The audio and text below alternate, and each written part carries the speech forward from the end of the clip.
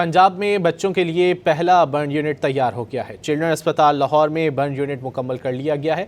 मज़ीद जानेंगे don news के नुमाइंदे नुमान लियाकत से तफसीलात जानेंगे। पंजाब में बच्चों के लिए पहला बर्न यूनिट तैयार कर लिया गया है।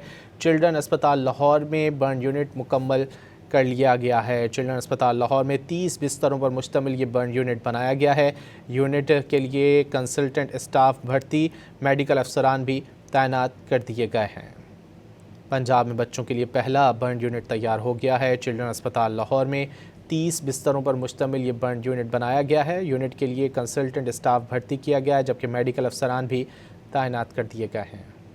पंजाब में बच्चों के लिए पहला बर्न यूनिट तैयार हो गया है। चिल्ड्रन अस्पताल लाहौर में बर्न यूनिट मुकम्मल कर लिया गया है। मज़ीद जानेंगे डॉन न्यूज़ के नुमाइंदे नुमान लियाकत से तफसीलात जानेंगे। पंजाब में बच्चों के लिए पहला बर्न यूनिट तैयार कर लिया गया है।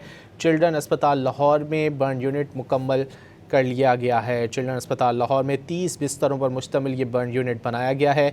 यूनिट के लिए कंसल्टेंट स्टाफ भर्ती, मेडिकल अफसरान भी तैनात कर दिए गए हैं।